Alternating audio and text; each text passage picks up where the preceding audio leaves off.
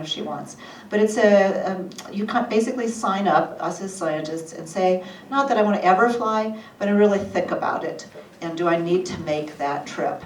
And maybe I won't make a trip so that my younger colleagues who do need to go to conferences and all, kind of a net metering thing. So I just thought that was a neat idea. And yes, that's something we can all think about. And so I even have an idea for us as just citizens, that since it's nice to have slogans, is that you could say, vacate the skies. And that and just think about every time we fly, and is it necessary, just like every time we drive. And I drive a lot, I'll confess. But I think the vacating the skies is a good thing to think about too. I didn't read the email about the question.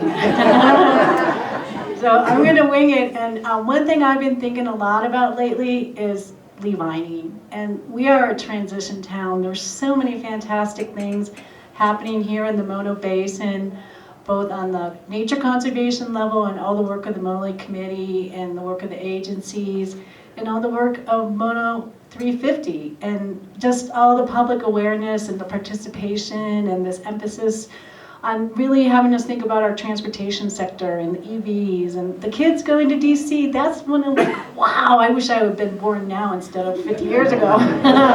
So it's really, I think our town, and I brag to my friends, I'm like, you know, we are one of the first towns with an electric school bus, you know. And we had 7 high school kids going to DC for the climate lobby, and now we have this incredible climate seminar and the Bird Chautauqua, and I think other towns can take a lot of inspiration from. It's a small community, but we're accomplishing great things. We're really interdependent. We're kind of like the trees in the forest. Yeah, so I would say that I think the most important thing we can do is getting young people involved, like myself, the other 7 students who went to DC, because a lot of the time, the students just aren't aware. Like, you look out here, there aren't very many young people, and I think that the biggest thing is that we need to be aware of that. And like Andrea was saying before, the Latino communities also need to be aware of this so that everybody can be involved, because a lot of time we see that only the people who have a sort of, the people they're reaching out to the most, doesn't have a lot of diversity in it. And I think we really do need to have that diversity, because at the end of the day, every single person needs to be working together to solve this problem. So when we reach out and we work a lot harder to have more diversity in these types of things, I think that that's the most powerful thing we can do, because every single person in our world needs to be working towards this solution, or else we're not going to be able to get anywhere.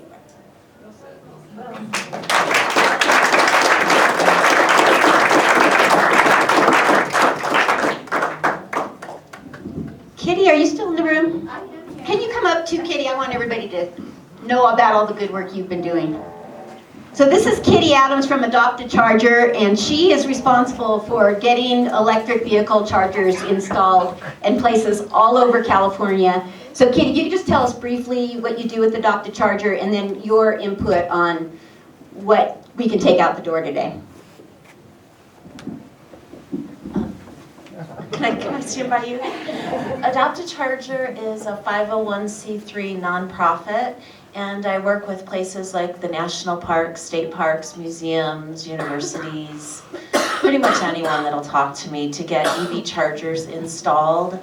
I've got hundreds of chargers in 10 different states. Most of what I do is in California because I live here, but I'm increasingly seeing that where my work really lies is Louisiana, Ohio, Kentucky, all these other places that don't have communities that are engaged like this. And I've driven electric since 2002, and the one thing that I can tell you is it's the biggest thing you can do to reduce your carbon footprint.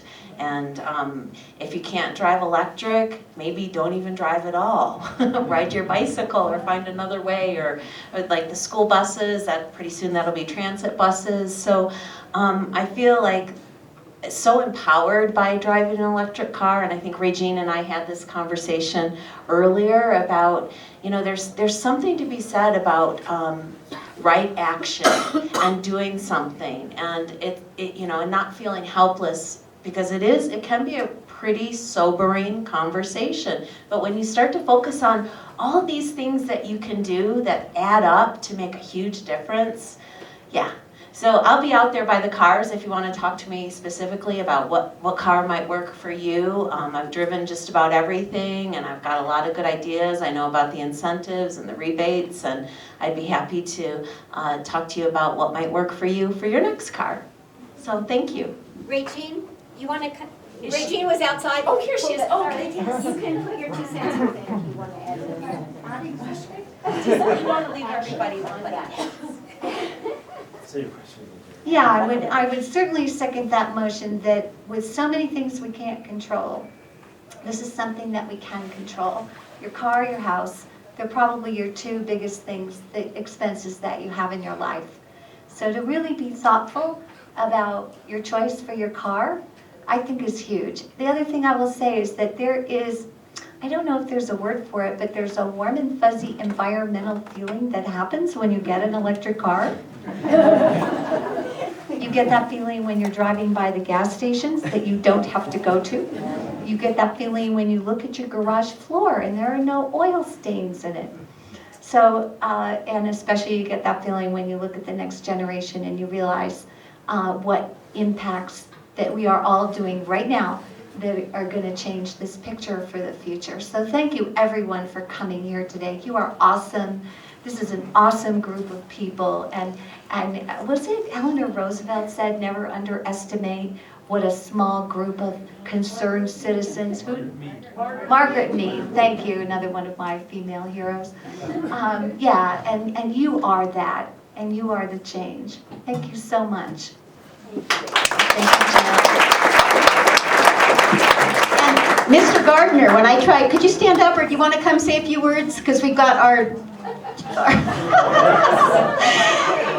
Bob is going to speak at the park as well, but I thought, well, okay, this is Bob Gardner, our District 3 supervisor, who's been super supportive of all our efforts. Thank you, Bob, for being here today for the whole seminar. So let me just tell you briefly what's going to go on. We're in the process. Thanks to Kitty and the donor Lisa and various other people.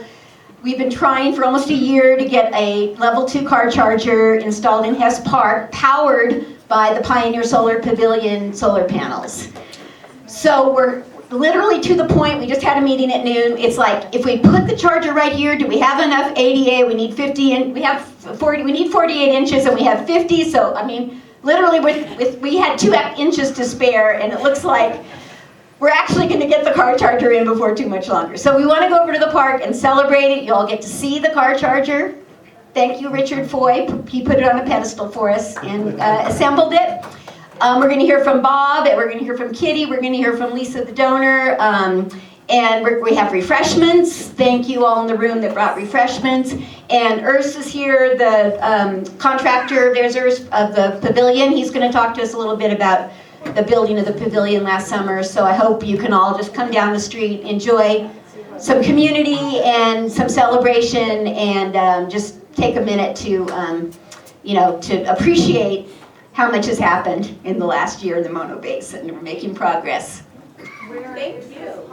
Where is the park? So you go out the front door past the Teslas, and you get on the street, leaving the visitor center, take the first left. There is a brown sign that says Hess Park. Go down about a block, and you'll see a big, beautiful pavilion with solar panels on the roof, and that's where you're going to park. Or you can walk.